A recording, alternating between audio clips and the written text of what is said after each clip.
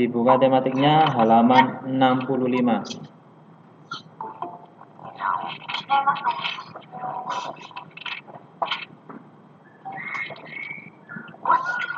Kondisi geografis. Sudah? Saya mulai ya.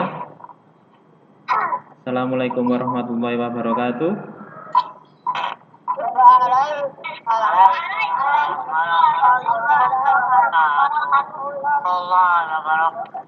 Nah,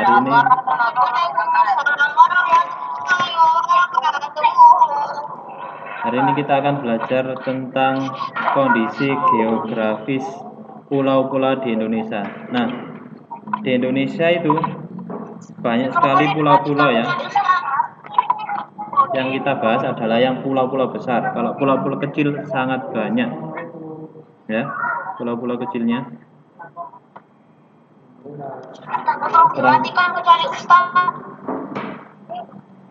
Bentar, mikrofonnya dimatikan dulu ya. Dimatikan semua biar bisa mendengarkan suara Ustadz. Nah, saya ulangi lagi.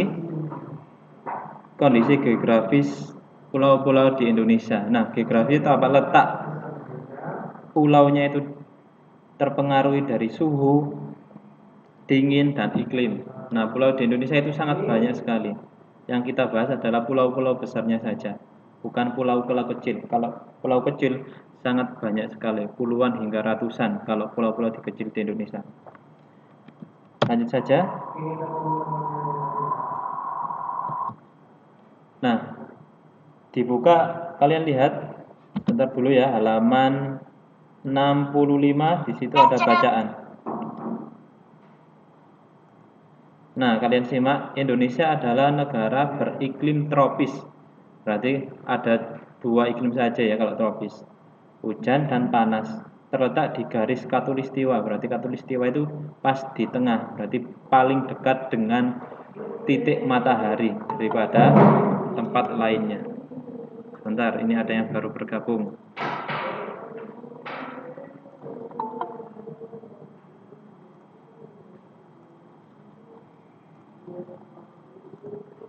Berarti letak di garis khatulistiwa ini berarti letaknya ada beberapa tempat yang seperti Kalimantan itu dilewati garis khatulistiwa. Berarti titiknya paling dekat dengan matahari, makanya di sana panas. Nah, dan dipengaruhi oleh angin muson timur dan angin muson barat.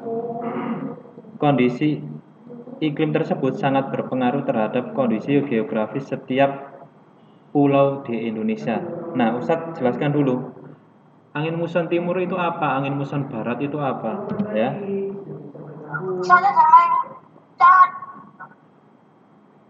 Saya mencat. Tuh, siapa ini? Berhenti dulu ya catnya.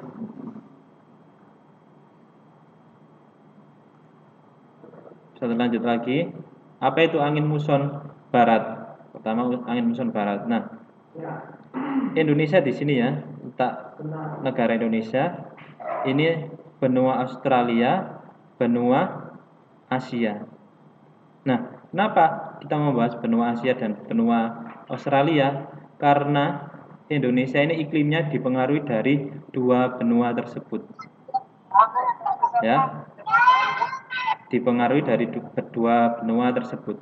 Contoh, saat di benua Australia sedang musim panas, berarti jarak matahari dan Australia ini sedang dekat. Sedangkan Asia jaraknya jauh. Jadi di sini terjadi musim dingin. Ada yang subtropis, ada musim salju maupun musim gugur karena suhunya dingin sekali. Kalau di atau lagi di kutub utara maupun kutub selatan, di sana selalu musim es karena titiknya paling jauh dengan matahari. Nah, bagaimana kalau Australia sekarang panas, Asia musim dingin? Nah, terjadi pemanasan di sini, panas. Jadi suhunya di sini panas, naik ke atas. Contoh kalian merebus air atau memanaskan sesuatu, pasti kalian pegang ada rasa panas di situ. Nah, hawa panas itu selalu akan ke atas, ke langit ya. pemanasnya itu selalu ke atas. Nah, udara di Australia ini ke atas, terjadi kekosongan di sini ya. Makanya di Asia ini musim dingin, anginnya melewati Indonesia menuju ke sini.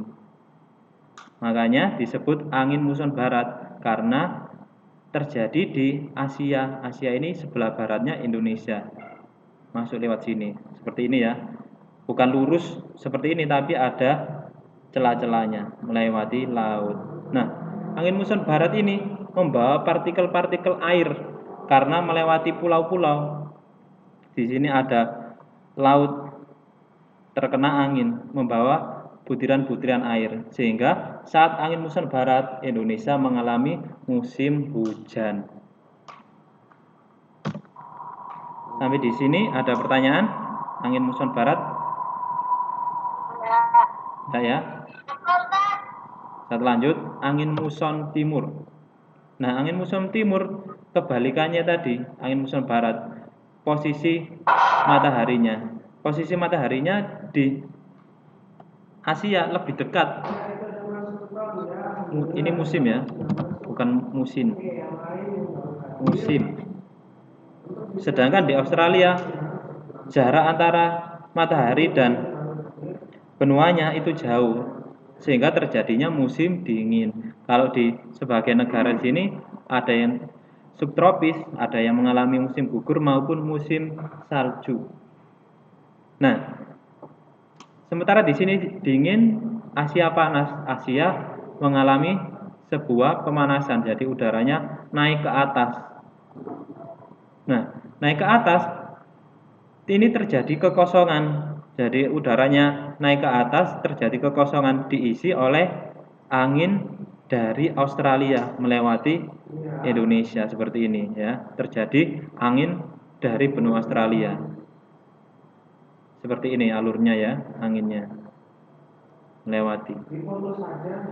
Nah, angin di Australia ini karena jaraknya dekat dan di benua Asia, benua Australia ini ada gurunnya, sehingga anginnya itu cenderung kering atau panas.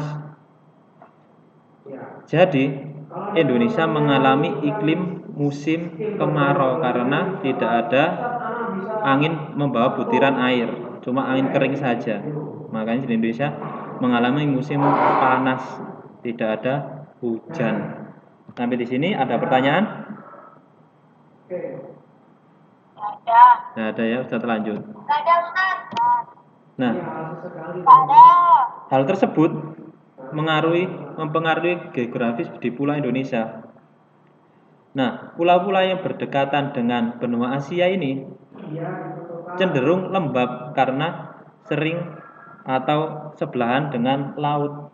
Sementara di sini ya, di sini dekat dengan Australia, cenderung tanahnya itu kering atau panas.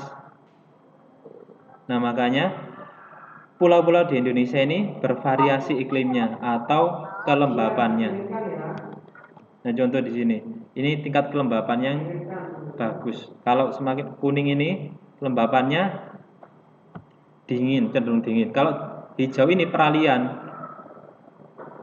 antara dingin dan panas. Ini peralihan. Kalau ini cenderung panas atau bervariatif karena dekat dengan Australia. Maka tersebut berpengaruh pada satwanya. Satwa akan cenderung di sini. Ini satwanya cenderung Asia. Kalau di sini peralihan. Kalau di sini satwanya cenderung Australis. Kemarin kita belajar di tema sebelumnya. Jadi ini juga berpengaruh ke faunanya juga. Bisa lanjut. Nah, sekarang Pulau Sumatera termasuk daerah yang beriklim sangat basah. Nah, Pulau Sumatera itu mana? Ini Pulau Sumatera. Karena dekat dengan Asia, sangat basah. Berdasarkan iklim tersebut, Sumatera memiliki hutan gambut dan hutan hujan tersebut menutupi sebagian besar wilayahnya. Tropis juga hutan hujan tropis yang menutupi sebagian besar wilayahnya. Hutan mangrove berada di pantai timur Sumatera. Di sebelah timur pulau banyak dijumpai rawa yang dialiri oleh sungai-sungai besar yang bermuara di sana, antara lain Asahan, Sumatera Utara, Sungai Siak, Riau, Indragiri, Sumatera Barat, Riau, dan Musi, Sumatera Selatan. Nah, Ustaz akan baca secara garis besarnya. Nah, Ustaz lompati Pulau Jawa dan Bali diliputi wilayah pegunungan. Jadi di Jawa dan Bali ini banyak pegunungannya yang membentang dari barat ke timur, namun sebagian besar berupa dataran rendah di bagian pantai utaranya. Di bagian pantai utaranya banyak dataran rendahnya, artinya datarannya tidak tinggi seperti pegunungan. Kalimantan sekarang kita bahas. Kalimantan memiliki pulau-pulau kecil, gunung-gunung tinggi, tanjung-tanjung, teluk-teluk, dan sungai yang besar. Nah, Kalimantan itu paling banyak sungainya. Makanya kendaraannya paling mudah di sana ditemui adalah kapal-kapal.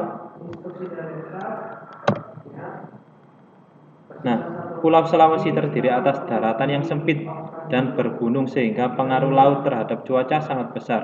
Akibatnya di beberapa tempat perubahan cuaca terjadi sangat cepat. Habis panas kemudian tiba-tiba hujan deras.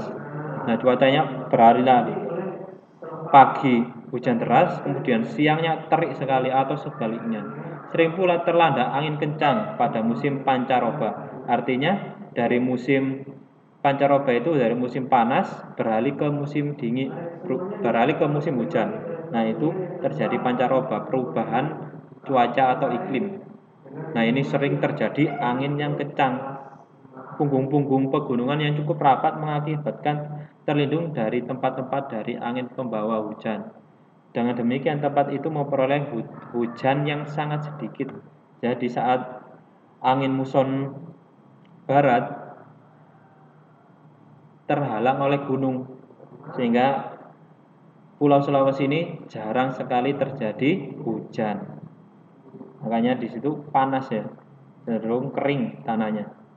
Lalu sekali lanjut yang terakhir adalah Papua, termasuk ke dalam beriklim tropis. Nah, berarti semua di Indonesia ini iklimnya tropis, tidak ada yang salju ataupun musim gugur, cuma ada musim kemarau dan musim hujan dengan curah hujan yang sangat bervariasi, entah itu reda, kemudian deras, ataupun diiringi dengan angin yang kencang. Papua terletak sebelah selatan garis khatulistiwa. Namun karena daerah bergunung-gunung, iklim Papua sangat bervariasi, melebihi daerah Indonesia lainnya. Nah, Papua ini variasinya sangat banyak sekali karena gunungnya sangat banyak juga, mempengaruhi pergerakan angin. Nah, pergerakan angin contoh ada angin membawa butiran-butiran air, bisa belok kanan, belok kiri. Jadi di tempat satu antara tempat lainnya ada yang hujan, ada yang panas, ada yang panas, ada yang hujan. Makanya disebut dengan sangat bervariatif curah hujannya.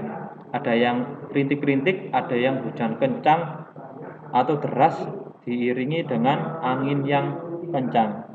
Nah, di Papua yang terbilang ekstrim karena sering berubah. Vegetasi tanaman yang berkurang menyebabkan potensi longsor cukup besar. Nah, pohon-pohon besar di sini itu sangat sedikit, makanya di sana rawan sekali longsor. Meskipun hutannya banyak, tapi pohon besarnya itu sedikit. Gunung-gunung tertinggi di Indonesia ada di Papua.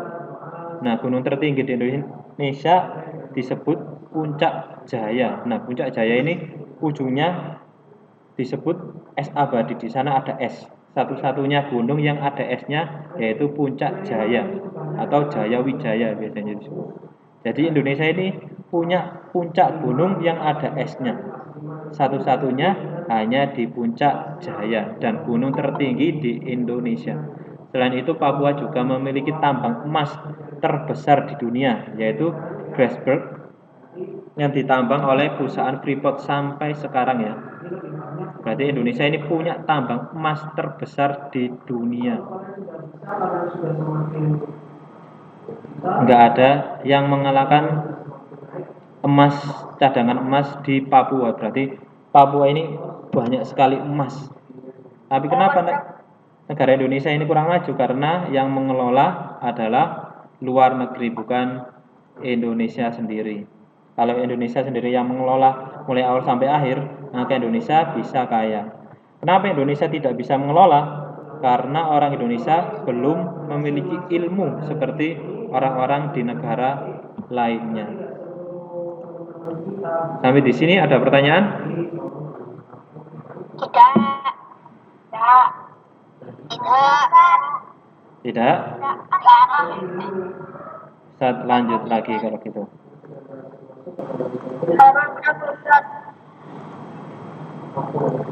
Nah, sekarang kalian lihat.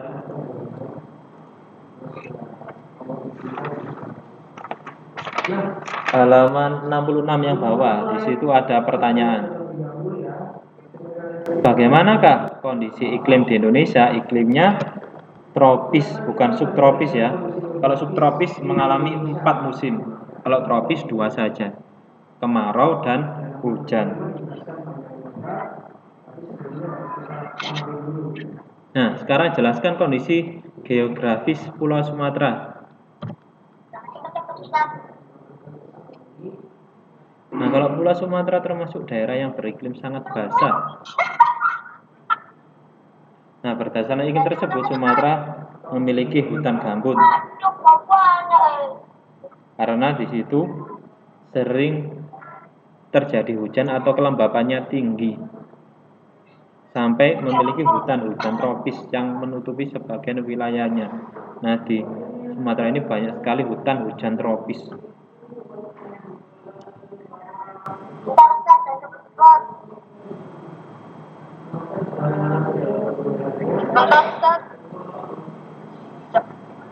Kelihatan ya tulisannya?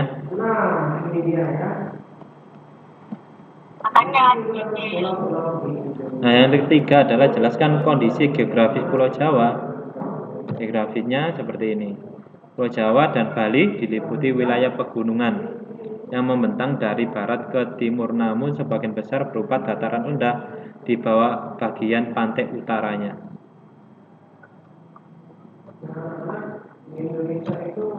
Nah, jelaskan kondisi geografis Pulau Kalimantan. Pulau Kalimantan memiliki pulau-pulau kecil, gunung-gunung tinggi, tanjung-tanjung, teluk-teluk, dan sungai-sungai besar selain terkenal dengan sungai-sungainya yang lebar dalam dan panjang. Yang kelima, Pulau Sulawesi terdiri atas daratan yang sempit dan beruntungnya sehingga pengaruh laut terhadap cuaca sangat besar. Akibatnya di beberapa tempat perubahannya cuaca terjadi sangat cepat. Nah, ini Papua. Kalian bisa menulisnya langsung di buku paket tematik kalian.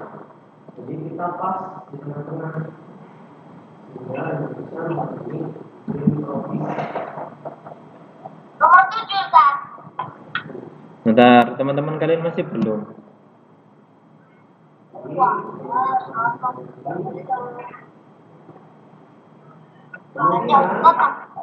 Sudah apa belum? Belum, Ustaz. Belum.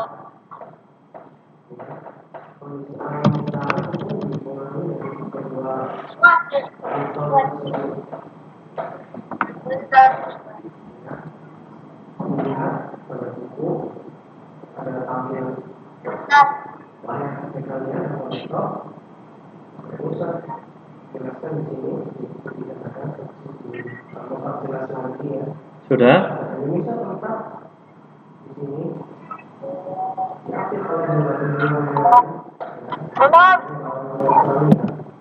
Ada teman kalian yang bergabung?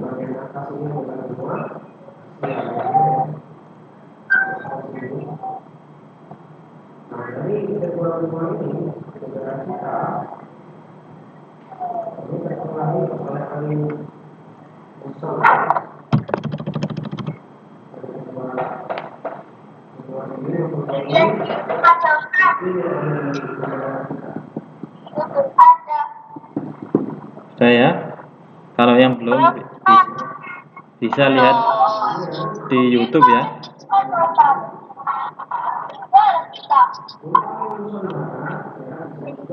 Kita lanjut lagi. Apa kesamaan kondisi geografis pulau-pulau besar di Indonesia? Kesamaan kondisi geografis di Indonesia adalah semua pulau-pulau di Indonesia beriklim tropis. Di Indonesia ini semuanya pulaunya beriklim tropis, tidak ada yang musim salju.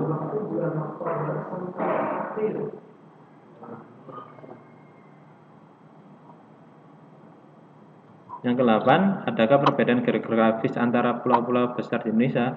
Perbedaannya antar pulau di Indonesia tingkat kelembaban pulau-pulaunya, flora dan fauna serta curah hujannya berbeda antara Papua dan Jawa. Kemudian Sumatera dan Sulawesi. Karena Sumatera dekat dengan benua Asia jadi lembab. Sementara Sulawesi dan Papua cenderung kering.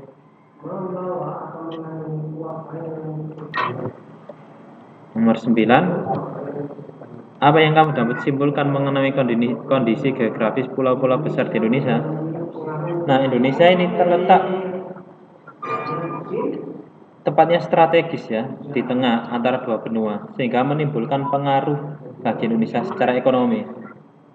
Orang Asia saat mengirim, bentar ya, saat kasih gambar. Orang Asia di sini ya, saat mau mengirim barang di Indonesia, di Australia, selalu melintasi Indonesia, ya, gak muter sini ya, kejauhan. Terus kalau di Indonesia kan bisa mampir, entah itu mengisi bahan bakar atau mengisi bahan makanan, bisa mampir, sehingga Indonesia ini sangat berpotensi besar untuk perairan maupun Australia.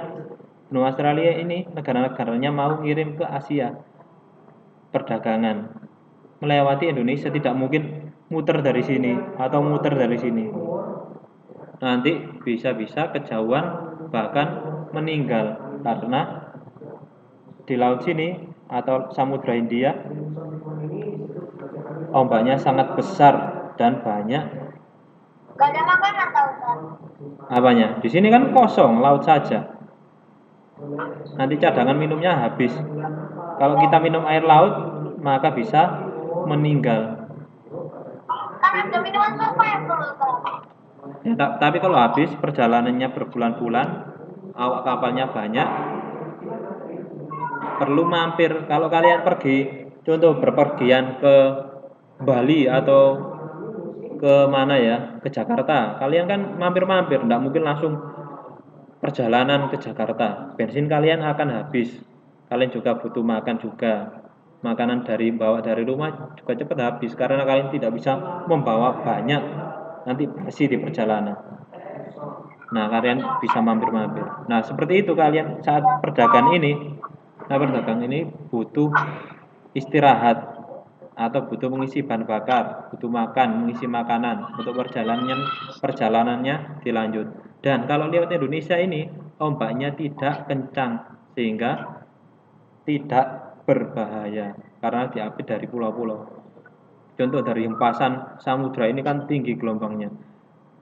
Kemudian di bibir pantai ini menjadi kecil sehingga di sini ombaknya sangat kecil sekali.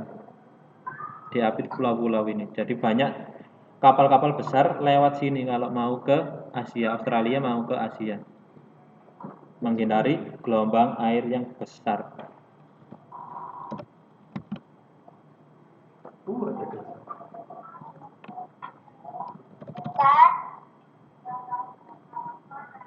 Ustaz. Ya, apa sabar? Kalau apa tuh nomor 1 sampai nomor 9 tuh dikerjain di buku tulis nggak apa-apa, soalnya nggak cukup. Oh iya, nggak apa-apa. Buku tulis nggak apa-apa, buku paket nggak apa-apa. Nomor 10 di buku paket nggak apa-apa ya? Iya, nggak apa-apa. Nah, untuk yang nomor 10 ini, Ustadz adakan pembelajaran baru. Kalian boleh mengerjakan berkelompok maupun individu. Yang nomor 10 halaman 67 ini, Kalian boleh kelompok dan individu. Nah, Kelompok. berkelompok. Bagaimana berkelompoknya? Ustadz buatkan kelompok dari Google Meet ini. Ustadz beri maksimal 5 anak ya. Kalau lebih bisa ke kelompok lainnya. Nanti kelompoknya Ustadz share ya di WA maupun di chat ini Ustadz share ya. Alamat linknya. Jadi tiap kelompok maksimal diisi 5 anak. Pakai link tuh nggak apa-apa, Ustaz. Nggak harus pakai link ini ya. Nanti karena kenapa harus pakai link ini? Karena Ustadz nanti bisa memantau sewaktu-waktu. Ustadz bisa ke kelompok 1, 2, 3, 4, 5. Aku punya Ya. ini. Kalian terserah mau masuk kelompok mana. Kalau kelompok itu sudah 5 anak, kalian harus pindah ke kelompok 2, 3, 4 karena di situ banyak.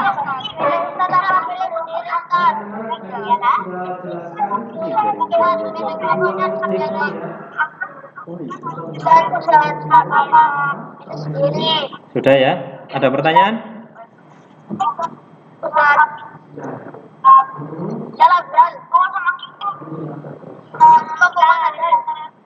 Sebelum saya tutup, ada pertanyaan?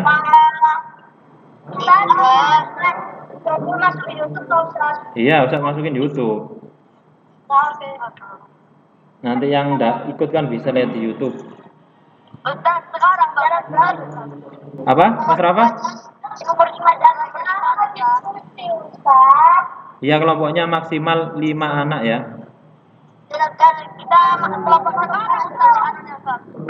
Satu kelompok bisa boleh diisi 4, 5, 3, ya terserah. Pokoknya 5 karena harus pindah kelompok. Nggak boleh lebih ya. Kelompoknya milih sendiri, Ustaz. Iya, milih sendiri kalian mau kelompok mana dulu ya. Boleh janjian sama temennya. Yang intinya membahas pembelajaran ya, jangan membahas game.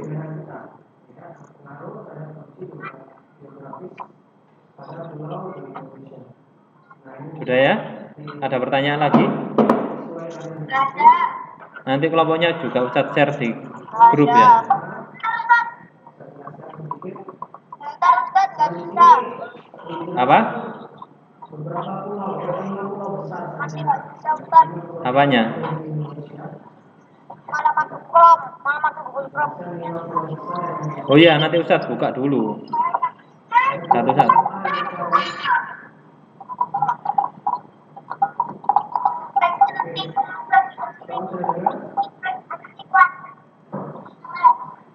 Sudah ya? Nggak bisa masuk, Us.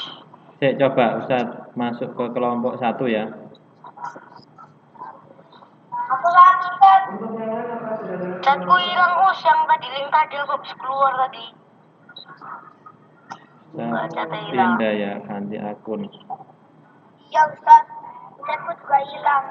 Chatku juga hilang. Chatku juga hilang. Ustaz, jangan, Ustaz. Kelompok 1.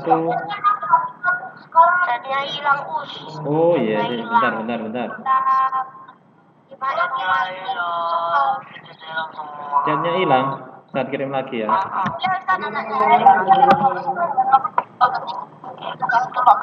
Kelompok 1. Buka ya. Yang masuk kelompok 1, Ustadz persilakan. Nah ini siapa yang bergabung? Ustaz, chatnya hilang semua, Ustaz. Kamu sih. Kelompok 1, kemudian Ustadz buka kelompok 2.